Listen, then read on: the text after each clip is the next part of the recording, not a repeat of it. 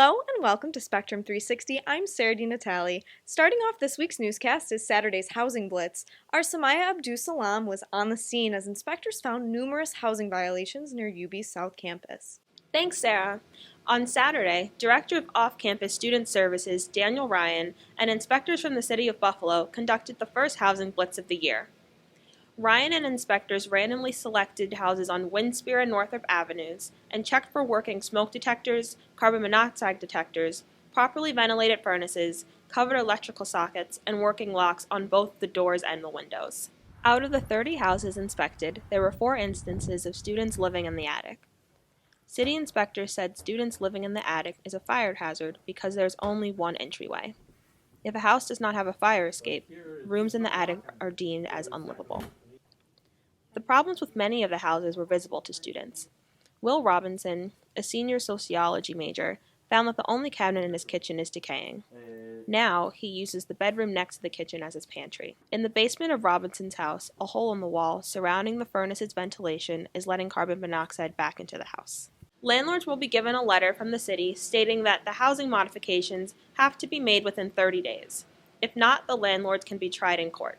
For Spectrum 360, this is Samaya Abdus-Salam. Thanks, Samaya. This week in a Spectrum Student Spotlight, our Gabriella Julia sat down with a student who uses pageants as means to spread awareness about skin cancer. I'm Gabriella, and I'm here with Anastasia Harissis, UB student and first runner-up for Miss Syracuse 2014. So, Anastasia, can you tell me about your platform and why you chose this platform? So my platform is Protect the Skin You're In, promoting melanoma awareness and prevention. The reason that I chose this platform is that I was actually personally affected by melanoma. In the summer before I started my freshman year of college, I was actually diagnosed with melanoma. Thankfully, we were able to surgically excise it, and I'm completely fine now. But this inspired me to educate others on melanoma and to spread awareness and how to prevent melanoma.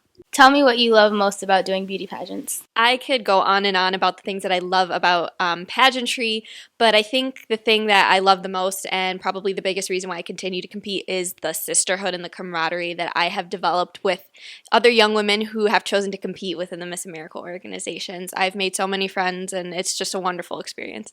Thanks, Gabriella. Well, while Anastasia kills it on the stage, other women on campus have been killing it on the field.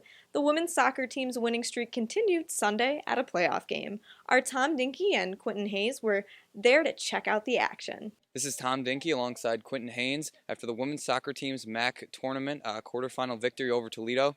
After a scoreless first half, the Bulls were able to get 2 second-half goals from Katie Roberts and Andrea Kniper. I just don't think we did a good job adjusting to it. Great goals on our part. Again, the play of Selena and Katie on the first one, and then Alex and Andrea on the second one. A lot of credit for the goals.